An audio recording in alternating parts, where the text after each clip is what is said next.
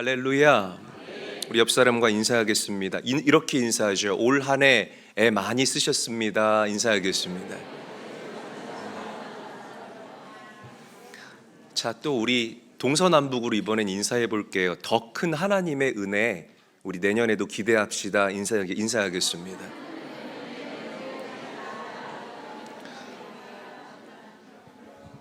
감사합니다. 온전한 믿음 10번째 시간이고 또 마지막 시간입니다. 이제 아브라함이 어느 정도 성숙한 믿음의 사람이 되니까요, 하나님께서 아브라함을 불러서 그의 믿음을 시험하십니다. 그 이유는 이 아브라함을 믿음의 후대들에게 믿음의 본보기로 삼으시기 위해서 하나님이 아브라함을 시험하신다는 거죠. 우리 성도님들은 아마 택배를 받아보셨을 겁니다. 이 택배가 올바르게 배송되기 위해서는 단 한 가지가 필요합니다. 정확한 주소 기입이 필요하다는 거죠. 주소가 잘못 적히면 이 택배가 엉뚱한 곳으로 갈 수밖에 없을 것이에요. 여러분, 우리에게 찾아오는 시험이 바로 이와 같습니다. 우리는 시험을 통해서 믿음의 사람이기 때문에, 그리고 하나님의 자녀이기 때문에 좌절하고 낙심하고 눈에 보여지는 그 상황과 현상에 이리저리 막 좌충우돌하면서 들끓는 사람들이 아니라, 시험이 우리 앞에 찾아오게 될 때에 우리는 우리의 영적 주소를 다시 한번 올바로 적어보고 기입하는 시간을 가져야 합니다. 내가 얼마나 나약한 사람이었는지, 내가 얼마나 교만한 사람이었는지, 역시 나에게는 하나님의 은혜가 항상 필요하다라는 이 영적인 주소를 여러분들이 다시 한번 기입해 보는 거죠. 그리고 하나님께 그 주소를 고백하는 거예요. 하나님, 나는 무익한 사람입니다. 죄인 중에 죄인입니다. 보세요, 이게 제 실상입니다. 하나님의 은혜가 나에게서 빠져나가면 나는 아무것도 할 수 없는 연약한 사람입니다 라는 이 영적 주소가 시험을 통하여서 우리에게 올바르게 기입된다는 거죠. 그렇게 기입되고 고백되어질 때에 하나님의 새로운 은혜가 여러분들에게 부어지고 배송되어지는 놀라운 역사가 일어나게 될 줄로 믿으시기를 바랍니다. 자, 하나님께서 아브라함을 시험하신 이유도 이와 같아요. 여기서 아브라함이 당한 시험은 마귀의 유혹, 템테이션이 아니라 하나님의 시험, 테스트의 개념입니다.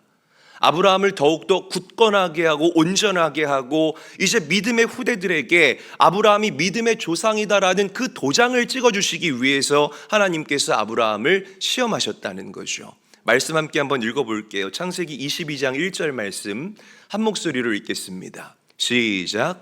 그 일 후에 하나님이 아브라함을 시험하시려고 그를 부르시되 아브라함아 하시니 그가 이르되 내가 여기 있나이다. 자, 제가 그 일 후에라는 단어에 빨갛게 칠해놓고 강조를 했죠. 저를 한번 따라합니다. 그 일 후에. 다시 한번 따라하죠. 그 일 후에. 이 표현에 주목해야 돼요. 이 그 일 후에라는 말은 지금까지 이 온전한 믿음 시리즈를 통해서 여러분들이 만났던 그 아브라함이 겪었던 모든 사건들을 얘기를 하는 거예요. 창세기 12장에서부터 21장까지에서 일어났던 모든 사건들, 그 일 후에, 즉 아브라함이 하나님의 시험을 견딜 만한 믿음이 되었을 때에, 아브라함의 믿음이 그 수없이 많은 풍파를 견뎌내고 자라난 그 일 후에 하나님께서 아브라함을 부르시고 그를 시험하셨다라고 성경이 저와 여러분들에게 이야기하고 있다는 것입니다. 여러분, 만약에 아브라함의 믿음이 베이비와 같은, 어린아이와 같은 그런 믿음이었다면요, 하나님은 아브라함을 시험하지 않았을 거예요. 왜냐하면 그의 믿음이 시험을 감당할 만한, 시험을 소화해낼 만한 그런 믿음이 아니기 때문이라는 것입니다. 즉 반대로 바꿔서 이 말씀을 여러분들에게 드리자면, 여러분들이 감당할 만한 시험만을 하나님께서는 우리 성도들에게 허락하신다는 거예요.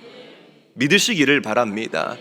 여러분들이 믿음 생활 잘 하고 있는데 괜히 하나님께서 믿음의 돌부리를 여러분들 앞에 뿌려놓고요, 걸려서 넘어지면 아우 고소하다, 우리 하나님 그런 하나님이 아닙니다.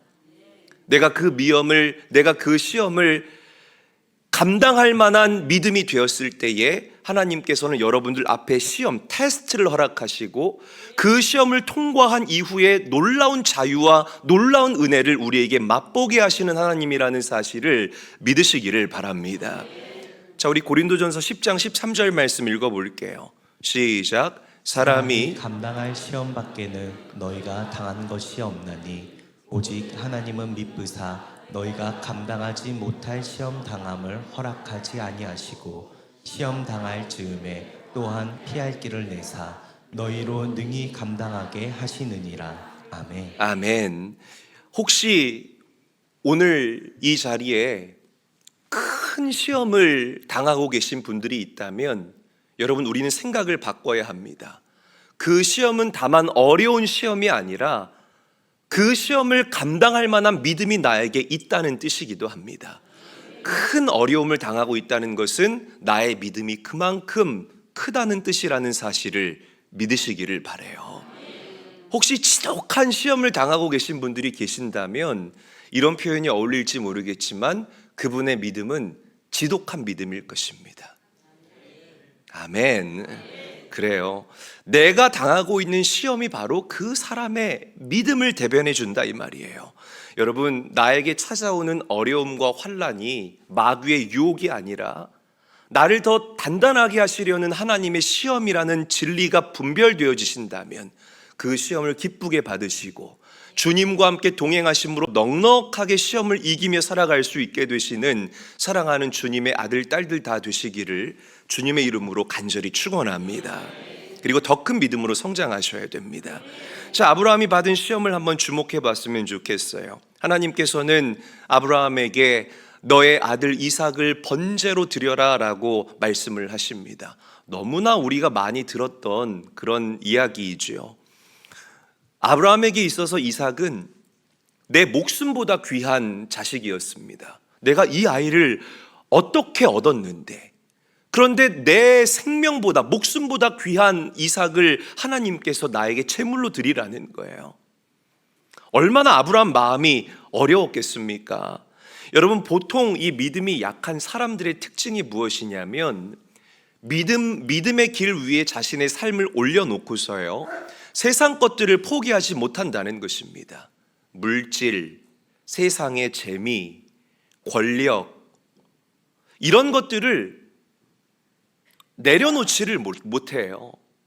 여러분, 하나님께서는 우리 성도들의 믿음이 순전한 믿음이 되기를 원하고 정말 신랑만을 사랑하는 신부의 믿음이 되기를 원하시는데 자꾸만 내가 하나님을 사랑합니다라고 고백하면서 세상과 하나님 사이에서 양다리 걸치고 막 그렇게 아슬아슬하게 줄타기를 하고 있는 여러분들을 볼 때마다 하나님께서는 안타까워하신다는 겁니다. 믿음이 잘 자라날 수가 없어요. 자꾸만 혼합되기 때문에 그렇습니다. 섞이기 때문에 그렇다는 거예요. 제가 예전에도 말씀드렸지만 이 그릇 안에다가요, 여러분, 아무리 깨끗한 음식을 집어넣어도 이 반대편에다가 음식물 쓰레기를 집어넣고 막 흔들잖아요. 물이 넘쳤네요. 막 흔들면 이 음식은 먹을 수 있는 음식이 될 수가 없습니다. 세상 것과 깨끗한 것이, 즉 더러운 것과 깨끗한 것이 섞여버렸기 때문이라는 거예요. 우리의 믿음도 그런 이미지를 여러분들이 상상하시면 된다는 거죠. 지금은 은퇴하신 어떤 목사님이 예전에 목회하실 때에 그 교회 성도 집사님 중에 한 분이 그렇게 담배를 못 건드려요. 담배. 늘 항상 같은 얘기만 하시는 거야. 담배만은, 그 담배만은 지금이야 우리 성도들 신방하려면 저희 언제까지 가겠습니다. 서로 이렇게 약속을 하고 또 서로 마음의 준비를 잔뜩 하고 그렇게 신방을 주고받지 않습니까? 그런데 이제 저 위에 세대 목사님들 시대 때는요, 신방이 목사님들 목회의 90% 이상이었습니다. 그냥 성도들 돌아보는 게 우리 목사님들 목회에 어떻게 보면 일상적인 삶이었다라는 거예요. 정말 건강한 목회가 아니었을까라고 저는 생각을 합니다. 그런데 이 집사님 댁에는 그 당시에 신방이 일반화되어 있는 이때에도 그냥 가면 큰일 났대요. 항상 전화를 하고 가야만 했다는 겁니다. 그런데 이 담임 목사님이 현직에 계실 때 전화를 안 하고 그냥 이 집사님 댁을 찾아간 거예요. 분명히 안에는 막 후당탕탕 거리면서 사람이 있는 인기척이 들리는데 아무리 배를 눌러도 문을 열어주지 않더랍니다. 막 창문 열리는 소리가 나요. 그래서 한 1시간 있다가 문을 열어줬는데 이미 창문이 다 열려 있고 막 그 안에서는 그러니까 얼마나 여러분 우픈 그런 해프닝이었겠습니까? 이 집사님이 그 일이 있고 난 이후에 정신을 차린 거예요. 그러면서 이제 예배에도 빠지지 않고 그 당시에는 막 성경 공부 이런 게 있었어요. 겨자씨 성경 공부 같은 아마 여러분들 다 아실 겁니다. 뭐 미랄 성경 공부 뭐 이런 성경 공부 그런 성경 공부에 참석해서 열심히 하나님을 알기 위해서 애쓰고 또 성령의 도우심을 간구하다가 인격적으로 나를 찾아오신 예수님을 만나게 된 거예요. 그러면서 이분이 변했는데 이분 삶에 있어서 가장 큰 변화가 30년 동안 끊지 못하던 그 담배를 끊은 겁니다. 할렐루야. 이게 여러분 굉장히 어려운 거예요. 담배 같은 경우는 이 의존성이 있지 않습니까? 그리고 이분이 성도들 앞에서 엉엉 울면서 간증하는데 이렇게 고백했다고 해요. 여러분, 제가 버릴 것을 버리고 나니까 마치 나를 꽉 졸라매고 있던 사슬이 풀어진 것처럼 제가 너무나 자유함을 느꼈습니다. 제가 너무나 기쁩니다. 할렐루야. 그리고 비로소 내가 버려야 될 것을 버리니까 나의 믿음이 자라날 수 있었습니다. 우리는 이분의 간증에서 한 가지 중요한 믿음의 원리를 발견할 수가 있어요. 여러분, 믿음의 이 첫걸음, 믿음의 이 어린아이 단계에서는 우리는 자꾸만 하나님에게 무언가를 받으려고만 합니다. 하나님 기도 응답 주세요. 기도 응답도 받아야 되고 하나님 은혜 주세요. 은혜도 받아야 되고 하나님 나에게 신령한 은사를 주세요. 막 다양한 각종 은사를 받기를 원한다 이 말이에요. 그런데요, 여러분들의 믿음이 익어가고 여러분들의 믿음이 자라나고 우리 성도들의 믿음이 성숙해지면 성숙해질수록 오히려 자꾸만 무언가를 버리고 하나님께 드리는 것을 기뻐하는 삶을 우리가 살아가게 됩니다. 할렐루야. 세상 욕망을 버려요. 왜? 세상 욕망이 내 안에 들어올 때에 내 안에 탄식하시는 성령 하나님 때문에 내가 견딜 수가 없는 거예요. 성령 하나님께서 탄식하고 나를 채찍질하고 내 안에서 하나님의 말씀과 이 세상의 가치관들이 정면으로 충돌하는 것을 성숙한 믿음의 사람들은 견딜 수가 없기 때문입니다. 자꾸만 비워내요. 자꾸만 버려내요. 할렐루야. 내 자신을 하나님께 거룩한 산 제물로 드리는 것을 얼마나 즐거워하는지 모릅니다. 사랑하는 제일교회 성도 여러분, 좋은 믿음이라는 것은 내가 어떤 은사를 받았느냐가 아니에요. 좋은 믿음이라는 것은 여러분들이 얼마나 자주 하나님께 기도 응답 받았느냐 이것으로 가늠하는 것이 아닙니다. 얼마나 내가 내 자신을 버리고 얼마나 내가 하나님을 철저하게 신뢰하느냐, 이것이 바로 진짜 좋은 믿음의 본질이라는 사실을 믿으시기를 바랍니다. 할렐루야. 믿음의 가장 큰 장애물은 내 자아입니다. 믿으시기를 바랍니다. 이게 해결되지 않으면 10년을 신앙생활하고 20년, 30년 뭐 시간이 지나니까 자연스럽게 집사, 권사, 장로 직분은 받을 수가 있겠지만요, 하나님 크게 놀라운 일들을 절대로 경험할 수가 없습니다. 여러분, 하나님께서 아브라함을 시험하신 것이 바로 이 부분이라는 거예요. 아브라함아, 너는 세상의 그 어떤 것보다도 나를 존중하고 나를 사랑하느냐? 너가 정말 너의 목숨보다 소중하게 여기는 그 이삭을 나한테 번제물로 드릴 수 있을 만큼 너가 나를 존귀하게 여기느냐? 하나님께서는 아브라함의 이 믿음의 근간을 시험해보고 저울에 달아보기를 원하셨다는 것입니다. 자, 이렇게 큰 믿음의 시험이 나에게 찾아왔을 때에 과연 아브라함이 어떻게 반응했을까? 자, 첫 번째 반응은요, 하나님 명령에 묵묵히 순종하는 것이었습니다. 여러분, 굉장히 중요한 개념이에요. 한번 저를 따라합니다. 하나님 명령에, 더 크게 따라합니다. 하나님 명령에 묵묵히 순종했다. 정상적인 사람이라면 하나님께서 이런 명령을 하셨을 때에 막 밤잠 못 이루고 잠을 설쳤을 거예요. 그렇죠. 잠 편안하게 자면 이상한 사람이죠. 그런데 아브라함은 이 엄청나고 어마어마한 명령을 받았음에도 불구하고 이상하리만큼 담담하게 하나님의 그 시험을 받아들인다는 거죠. 자, 우리 읽지는 않았지만 3절 말씀 함께 한번 화면을 보고 읽겠습니다. 한 목소리로 읽습니다. 시작. 아브라함이 아침에 일찍이 일어나 나귀의 안장을 지우고 두 종과 그의 아들 이삭을 데리고 번제에 쓸 나무를 쪼개어 가지고 떠나 하나님이 자기에게 일러주신 곳으로 가더니. 아멘. 자, 여기에 보면 아브라함이 아침에 일찍이 일어났다. 아침에 어떻게 일어났다? 일찍 일어났다. 저는 상상해 봤어요. 하나님이 나에게 만약에 그런 명령을 주시면 나는 밤새도록 고민하다가 새벽쯤에 잠이 들어서 아침 느지막하게 일어났을 텐데 아브라함은 일찍이 일어났다. 그러니까 여러분, 아브라함은요, 아예 처음부터 하나님께서 이 명령을 주셨을 때에 다른 마음, 두 마음 품지 않았어요. 처음부터 나는 온전하게 순종해야지, 순종을 결단했기 때문에 아침 일찍 일어날 수 있었다는 것입니다. 자, 하나님께서 아브라함에게 이삭을 바치라고 명령했던 그 모리아 산은 사흘길이었다라고 성경은 이야기를 합니다. 여러분, 이 사흘길 역시 하나님께서 이삭을 시험했던 내용 중에 하나였어요. 자, 사흘길이라는 그 시간을 걸어가면서 아브라함의 마음이 얼마든지 바뀔 수가 있었습니다.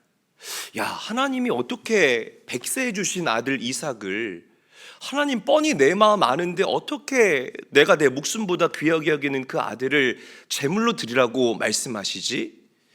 야, 이거 하나님, 내가 알던 그 하나님 맞아? 사랑의 하나님 맞아? 야, 그냥 이번에는 하나님의 말씀 다 제쳐두고 우리 이삭 데리고 내가 도망가야겠다. 얼마든지 그 3일 길을 걸어가면서 아브라함이 고민하고 갈등하면서 그 마음이 바뀌고 또 바뀔 수 있는 그런 시간이었다라는 겁니다. 그런데 모리아 산까지 그 사흘 길을 걸어가면서 아브라함의 마음은 요만큼도 흔들리지 않았다는 거예요. 그는 감정에 따라 움직이지 않았습니다. 신실하신 하나님의 말씀만을 바라보면서, 할렐루야, 그 하나님의 말씀만을 바라보면서 그대로 그 말씀에 순종했다라는 거예요. 여러분, 하나님께서 우리 성도들의 믿음을 테스트하고 순종하는 테스트하는 영역 중에 하나가 바로 순종의 영역입니다. 저는 항상 그래요. 어떤 시험이 내 앞에 찾아왔을 때에 늘 성령 하나님께서 저에게 이렇게 말씀하십니다. 이래도 순종 안 할래? 그래서 정말 아프고 정말 힘들고 정말 내어드리기 어렵지만 그럼에도 불구하고 하나님 그 말씀 앞에 엎드려져 순종하잖아요.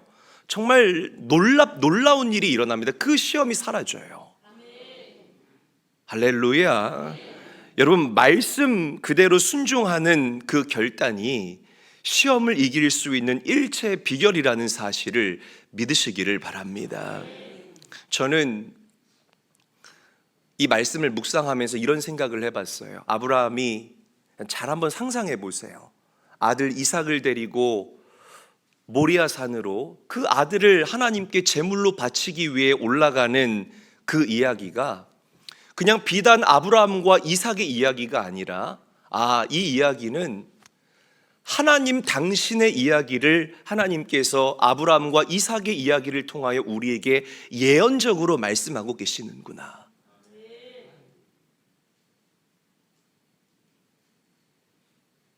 당신의 아들 이삭을 제물로 드리는 것, 여러분들을 너무 사랑하셔서 당신의 아들 예수 그리스도를 화목제물로 십자가에 달려 죽게 하시는 그 아버지의 모습과 아브라함의 그 모습이 너무나 닮아 있습니다. 여러분, 그 모리아 산 산기슭을 올라가면서 그 나무 더미를 지고 올라가는 아들 이삭의 모습을 한번 상상해 보세요. 누구의 모습이 떠오릅니까? 여러분들의 죄를 위해서 십자가에 달려 죽으신, 그래서 그 십자가를 짊어지시고 골고다 언덕을 올라가시는 예수 그리스도의 모습이 아브라함의 아들 이삭의 모습을 통하여서 보여진다라는 것입니다. 저는 그 모습이 보였어요. 이제 그 아들 이삭을 꽁꽁 묶어서 한 손에는 칼을 들고 한 손에는 그 나무에 불을 붙이기 위해서 불을 들고 있는 이 아브라함의 모습에서 저는 우리 아버지 하나님의 모습이 보였습니다. 한 손에는 공의의 칼을 들고 계시는 또 우리 아버지 하나님, 또 다른 한 손에는 불타는 사랑을 들고 저와 여러분들을 치리하시는 그 아버지 하나님의 모습이 아브라함의 모습을 통해서 보였다는 거예요. 하나님의 공의 때문에 그 아들이 십자가에 달려 죽을 수밖에 없었습니다. 왜? 죄의 문제는 심판을 받아야 되기 때문이라는 거예요.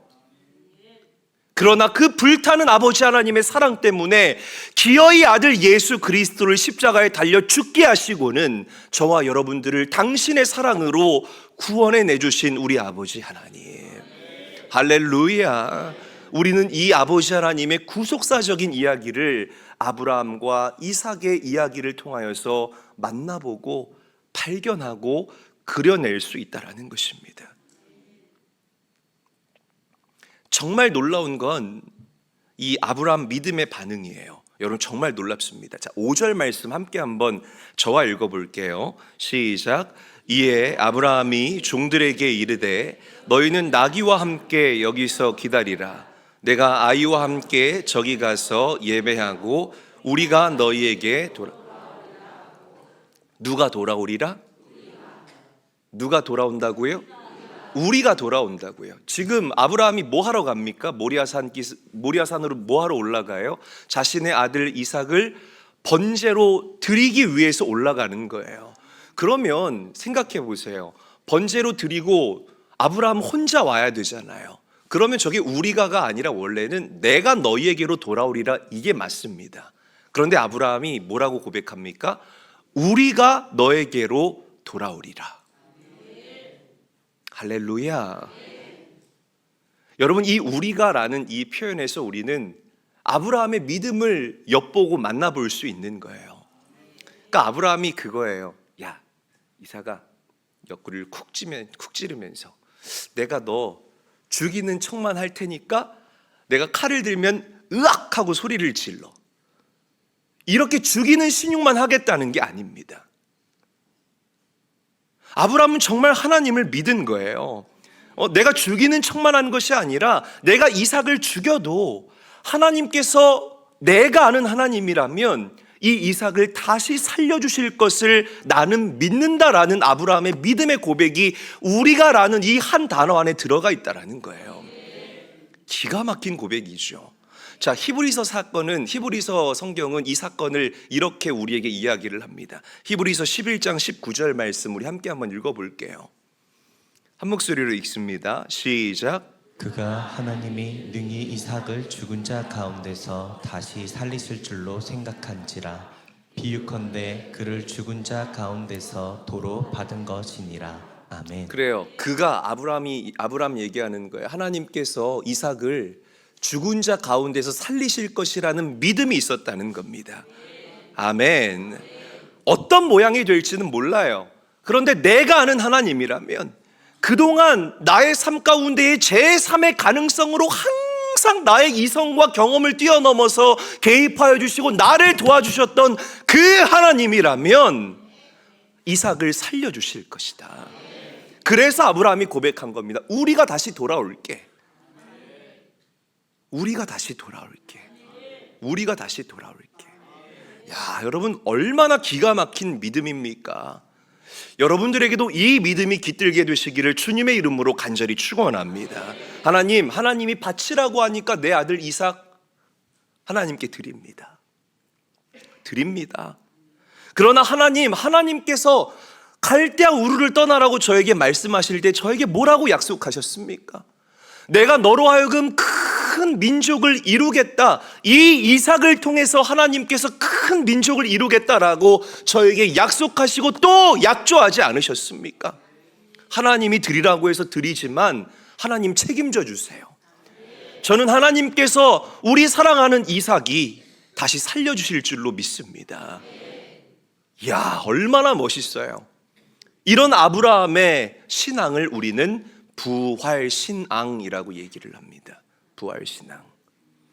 여러분, 하나님이 인정하는 믿음은 내 상황이나 환경, 형편을 바라보고 이거는 내가 순종할 수 있어 하면 순종하고, 이건 내 못해 그러면은 하지 않는 것, 이게 하나님께서 원하시는 믿음이 아니에요. 그냥 어떤 형편과 상황이어도 하나님께서 나에게 주셨던 그 약속의 말씀이 이루어질 줄 알고 믿는 믿음이 진짜 믿음이에요. 할렐루야. 이런 믿음이 이런 부활 신앙이 있으면 우리는 고백할 수 있습니다. 하나님, 나 넘어져도 괜찮아요. 왜? 하나님께서 나를 다시 일으켜 세워주실 건 내가 알기 때문에. 하나님, 내가 쓰러져도 괜찮아요. 왜? 하나님이 나 회복시켜 주시고 다시 부활의 길로 인도하실 것을 내가 믿기 때문입니다. 사랑하는 제일교회 성도 여러분, 이런 부활 신앙의 소유자들이 다 될 수 있기를 주님의 이름으로 간절히 축복합니다. 옆 사람과 인사하죠. 우리 부활 신앙의 소유자가 됩시다. 인사하겠습니다. 한 번 더 우리 인사하죠. 하나님의 약속을 온전히 신뢰합시다. 인사하겠습니다.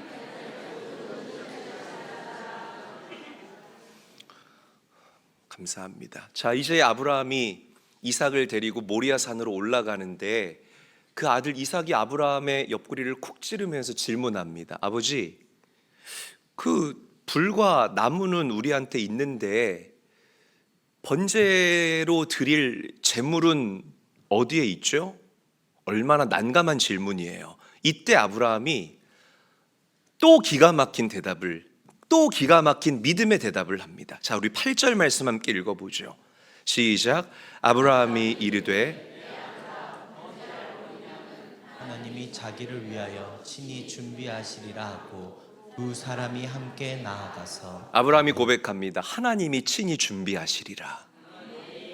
한번 저를 따라하죠. 하나님이 친히 준비하시리라. 그러니까 이 준비하시는 하나님, 놀라운 고백이 아닐 수가 없어요. 그러니까 아브라함이 고백하는 거예요. 내가 지금까지 경험한 하나님은 준비하시는 하나님이었어. 내가 애굽에서 내 아내 사레를 내 누나라고 거짓말했을 때도, 그래서 바로에게 그 아내를 뺏겼을 때도 하나님은 제3의 가능성으로 내 삶에 개입하여 주시어서 나의 삶을 준비해 주셨고, 숱한 어려움에 내가 믿음을 잃고 때로는 낙심할지라도 하나님은 당신의 준비를 통하여서 나를 회복시켜 주시고 나를 일으켜 세워줬어.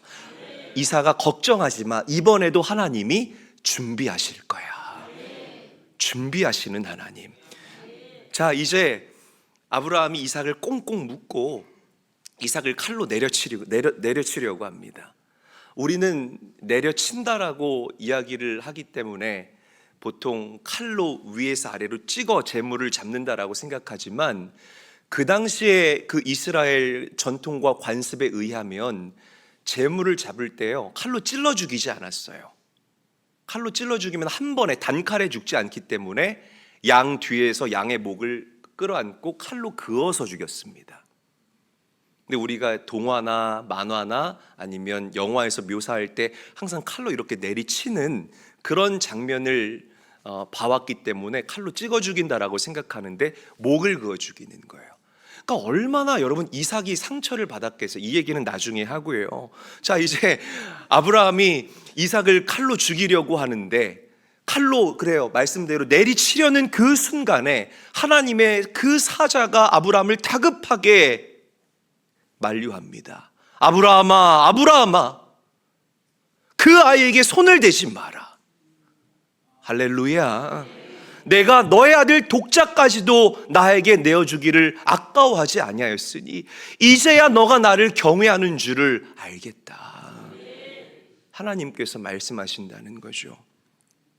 아브라함이 눈을 들어서 이렇게 보니까 저 풀숲에 어린 순양 하나가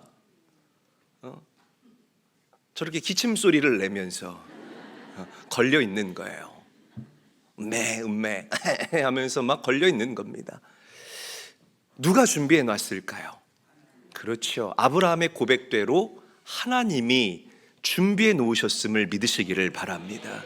준비하시는 하나님, 여호와 이레의 하나님, 고백한 대로 하나님께서 정말 아브라함에게 준비하시는 하나님이 되어주셨다 이 말이에요. 저는 이런 장면을 상상해 봤어요. 언제 하나님께서 그 순양을 준비해 놓으셨을까?